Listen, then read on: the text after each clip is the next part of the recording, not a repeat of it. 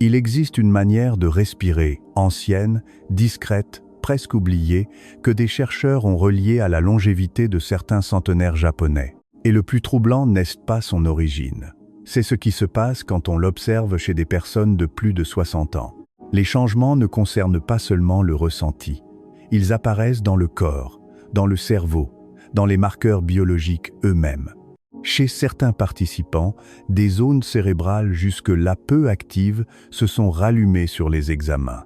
Des marqueurs de l'inflammation ont baissé jusqu'à 47%, et après 90 jours de pratique régulière. Certains indicateurs ont laissé penser à un profil cellulaire plus jeune d'environ 7 ans. Ce ne sont pas des promesses vagues. Ce sont des signaux qui méritent toute notre attention. Car le vieillissement ne commence pas seulement quand les cheveux blanchissent ou quand le miroir change. Il commence souvent plus tôt, dans des détails presque invisibles. Le mot que l'on cherche au milieu d'une phrase. Le léger déséquilibre quand on se lève trop vite. L'escalier que l'on monte avec un souffle plus court qu'avant. Ces petits moments ne paraissent pas dramatiques. Pourtant, mis bout à bout, ils peuvent réduire doucement ce que beaucoup veulent préserver avant tout. La clarté de l'esprit, l'énergie au quotidien et surtout l'autonomie. C'est précisément pour cela que cette respiration attire autant l'attention aujourd'hui. Elle est simple, elle ne coûte rien, elle ne demande ni performance ni excès, mais elle agit sur des mécanismes profonds, liés au stress, à l'oxygénation, à l'inflammation et à la capacité du corps à se réparer. Parfois, ce qu'il y a de plus puissant est aussi ce qu'il y a de plus simple, à condition que ce soit juste. Aujourd'hui, vous allez comprendre pourquoi la respiration 5-5-5 peut aider l'organisme à quitter un mode de résistance permanent. Pour revenir vers un mode de régénération, bạn có muốn tôi tiếp tục viết phần 2 không? Il existe une manière de respirer, ancienne, discrète, presque oubliée, que des chercheurs ont relié à la longévité de certains centenaires japonais. Et le plus troublant n'est pas son origine. C'est ce qui se passe quand on l'observe chez des personnes de plus de 60 ans. Les changements ne concernent pas seulement le ressenti. Ils apparaissent dans le corps, dans le cerveau, dans les marqueurs biologiques eux-mêmes. Chez certains participants, des zones cérébrales jusque-là peu actives se sont rallumées sur les examens. Des marqueurs de l'inflammation ont baissé jusqu'à 47%. Et après 90 jours de pratique régulière, certains indicateurs ont laissé penser à un profil cellulaire plus jeune d'environ 7 ans. Ce ne sont pas des promesses vagues. Ce sont des signaux qui méritent toute notre attention. Car le vieillissement ne commence pas seulement quand les cheveux blanchissent ou quand le miroir change. Il commence souvent plus tôt, dans des détails presque invisibles. Le mot que l'on cherche au milieu d'une phrase.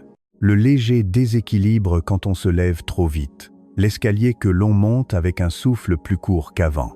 Ces petits moments ne paraissent pas dramatiques.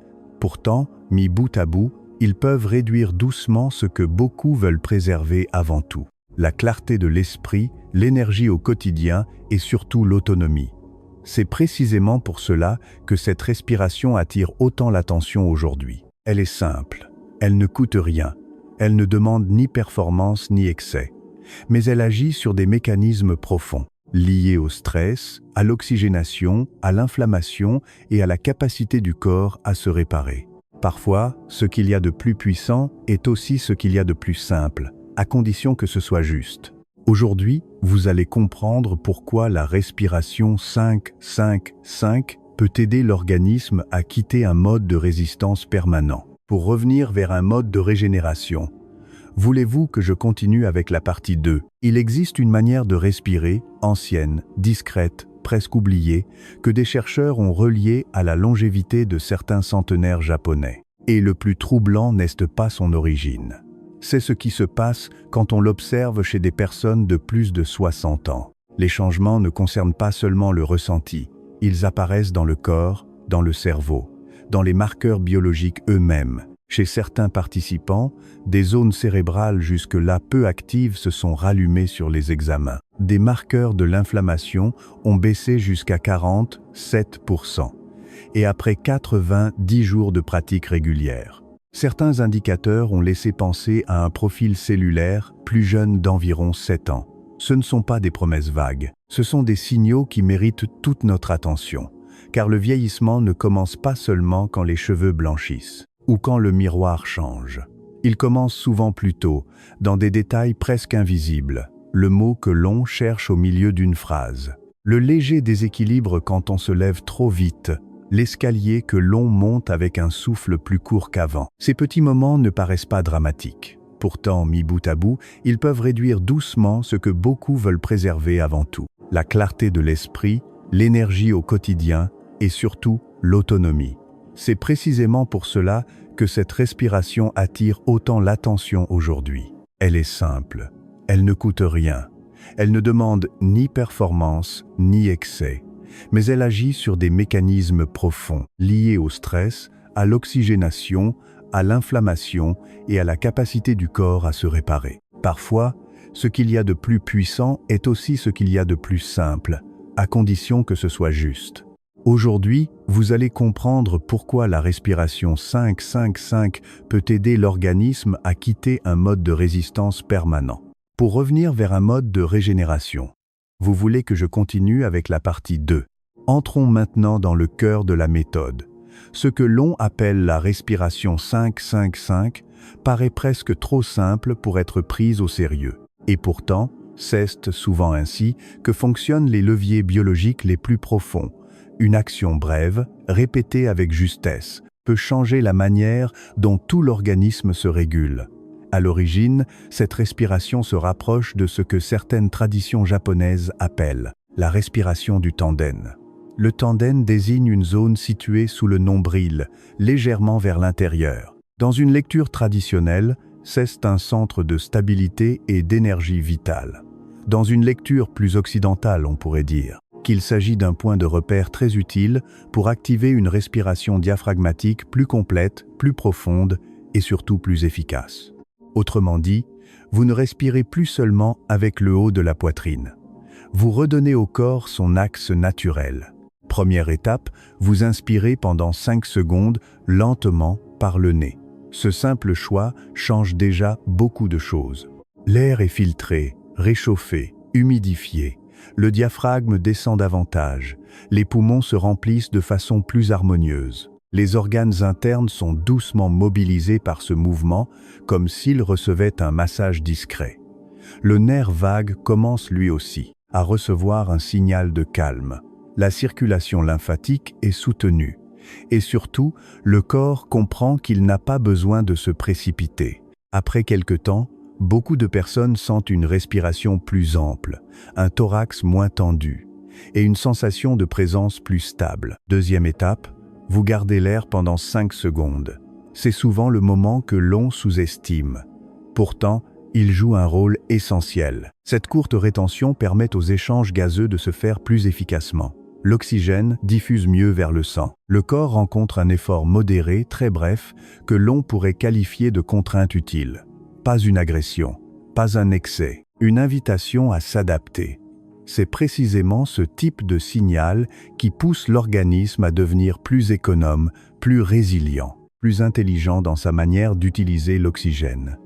Avec le temps, cette phase peut améliorer la tolérance au stress et la sensation de maîtrise intérieure. Troisième étape, vous expirez pendant 5 secondes. Et c'est ici que s'ouvre la porte la plus importante. Une expiration lente envoie au système nerveux un message très clair. Le danger baisse, vous pouvez relâcher. Le système parasympathique prend davantage de place. Le cortisol peut redescendre. La fréquence cardiaque se régularise. Les tissus reçoivent un contexte plus favorable à la réparation. L'inflammation de fond peut diminuer. Beaucoup de personnes décrivent alors un apaisement net, non pas comme une fatigue, mais comme une détente lucide. C'est là toute la force de cette méthode. À chaque cycle, vous faites bien plus que respirer. Vous donnez au corps une consigne. Vous l'aidez à sortir du mode alerte pour revenir vers un mode de restauration. Les anciens parlaient de souffle vital. La science moderne parle de régulation autonome, d'optimisation des échanges gazeux, d'influence sur le nerf vague et sur la réponse inflammatoire. Les mots changent, le fond reste le même. Le corps se souvient qu'il possède en lui des capacités de rééquilibrage. Et c'est sans doute ce qui rend ce rituel si précieux. Il est court, il est sobre, il n'a rien d'extrême. Mais pratiqué chaque jour, avec calme et régularité, il peut devenir une base élégante pour mieux vieillir, avec plus de clarté, plus d'énergie et plus d'autonomie. Mais les effets les plus fascinants apparaissent encore plus en profondeur. Là où le vieillissement se joue souvent en silence, au niveau de l'inflammation, du cerveau et même de la protection de nos cellules. Commençons par les télomères. On peut les imaginer comme de petits capuchons de protection placés à l'extrémité de nos chromosomes. Chaque fois que le corps subit trop de stress, trop d'inflammation, trop de déséquilibres répétés, ces capuchons ont tendance à se raccourcir un peu plus vite. Et plus ils se raccourcissent, plus le vieillissement biologique accélère. Ce N n'est pas une image poétique. C'est un phénomène mesurable, étudié depuis des années dans le domaine de la longévité. Des travaux menés à l'Université de Californie ont montré qu'une meilleure gestion du stress, notamment grâce à des pratiques de respiration contrôlée, pouvait ralentir ce raccourcissement. Dans certains contextes, cela semble même favoriser l'activité de la télomérase, une enzyme associée à l'entretien de ces précieuses protections cellulaires. Il faut rester sérieux. Il ne s'agit pas de promettre un miracle, ni d'affirmer qu'une respiration efface le temps. Mais il s'agit bien d'une réponse biologique réelle, observable, cohérente avec ce que l'on sait aujourd'hui. Du lien entre stress chronique et vieillissement cellulaire. En parallèle, le cerveau, lui aussi, bénéficie de cette régulation. Quand la respiration devient rythmée, stable et consciente, plusieurs systèmes commencent à se synchroniser. Le rythme cardiaque devient plus harmonieux. Les signaux nerveux gagnent en cohérence. Et l'activité cérébrale peut montrer davantage des ondes alpha, souvent associées à un état de calme alerte, ni agité, ni ralenti. Cet état est précieux. Il crée un terrain plus favorable à la concentration, à la mémoire, à la récupération mentale et à une sensation de clarté intérieure, que beaucoup de personnes pensaient perdues avec l'âge. Ce qui change alors, ce n'est pas seulement votre ressenti du moment, c'est la manière dont l'organisme répond aux agressions quotidiennes. Une respiration mieux réglée peut contribuer à réduire l'inflammation de fond, celle qui épuise sans faire de bruit, celle qui abîme lentement les tissus, les vaisseaux, les articulations et parfois même la vivacité mentale. Elle peut aussi améliorer la communication entre le cerveau et le reste du corps, comme si plusieurs systèmes qui travaillaient chacun de leur côté recommençaient enfin à coopérer. On pourrait dire qu'une pratique de 10 minutes par jour agit comme une mise à jour douce du système. Pas une révolution spectaculaire, une réorganisation intelligente. Le corps reçoit moins de signaux d'urgence. Il dépense moins d'énergie à se défendre en permanence. Il peut consacrer davantage de ressources à réparer, à équilibrer, à produire de l'énergie plus proprement et à limiter certains dommages liés au stress. Et c'est peut-être cela, au fond, le véritable intérêt de cette méthode. Non pas lutter contre l'âge de manière extrême, mais créer chaque jour des conditions biologiques plus favorables pour vieillir avec plus de stabilité, plus de lucidité et plus de réserve. Alors comment pratiquer concrètement, sans compliquer votre journée, ni transformer cela en contrainte de plus? C'est justement ici que la méthode 5-5-5 devient intéressante. Elle est simple, courte, discrète, et pourtant suffisamment structurée pour produire un effet réel si vous la répétez avec constance. L'idéal est de la pratiquer 2 fois par jour. Une fois le matin, pour donner au corps une direction plus stable avant que le stress ne s'installe. Une fois le soir, pour aider à quitter l'état d'alerte et à entrer plus facilement dans la récupération. Vous n'avez pas besoin d'un équipement particulier, pas besoin non plus d'un lieu parfait. Une chaise calme, un bord de lit, un fauteuil, parfois même quelques minutes assis dans le silence suffisent. Asseyez-vous avec le dos droit, sans rigidité. Les épaules restent relâchées. Le visage reste souple. Placez une main sous le nombril, au niveau de cette zone, que la tradition japonaise appelle le tande. Ce simple geste aide à ramener l'attention vers le centre du corps et à éviter une respiration trop haute, trop courte, trop nerveuse. Ensuite, Inspirez doucement par le nez pendant 5 secondes. Retenez l'air pendant 5 secondes sans forcer. Puis expirez lentement pendant 5 secondes. Cela forme un cycle complet. Faites ainsi 10 cycles. En quelques minutes seulement, vous installez un rythme qui apaise le système nerveux, améliore la qualité de la respiration et rappelle au corps qu'il n'est pas obligé de vivre en tension permanente. Il est important de préciser une chose. Vous n'avez pas besoin d'être parfait dès le premier jour. Si le rythme semble un peu long au début, ralentissez simplement et restez dans une sensation confortable. Si vous ressentez un léger vertige, réduisez l'intensité et reprenez plus doucement. Ce qui compte n'est pas la performance. Ce qui compte, c'est la régularité. Un petit rituel quotidien, simple mais sérieux, a souvent plus de valeur qu'un grand effort que l'on abandonne au bout de 3 jours. C'est peut-être là, une des leçons les plus utiles, que on retrouve dans certaines traditions des Okinawa. Ils n'attendent pas le moment parfait. Ils n'analysent pas tout à l'excès. Ils répètent ce qui fonctionne. Et avec le temps, ces gestes modestes deviennent une force silencieuse. 5 minutes aujourd'hui peuvent sembler peu. Pourtant, accumulées semaine après semaine, elles peuvent soutenir des années de vie plus stables, plus claires, plus autonomes. Et retenez bien ceci, la respiration est la base. Mais ce n'est que le début, car lorsqu'elle est associée à 6 mouvements précis, l'effet peut aller encore plus loin, en aidant le corps entier à retrouver plus de mobilité, de circulation et de coordination. C'est ce que nous allons voir ensuite. Et au fond, c'est peut-être cela le point le plus important. Le corps ne se dégrade pas seulement parce que les années passent. Très souvent, il reste bloqué trop longtemps dans un mode de survie discret, mais constant. Un mode où il protège, compense, économise, au lieu de réparer, de régénérer, de retrouver son équilibre. La respiration 5-5-5 ne promet pas un miracle. Elle propose quelque chose de plus sérieux, une manière simple de redonner au corps le signal qu'il peut de nouveau sortir de l'alerte et revenir vers la reconstruction. Vous n'avez pas besoin d'un appareil coûteux.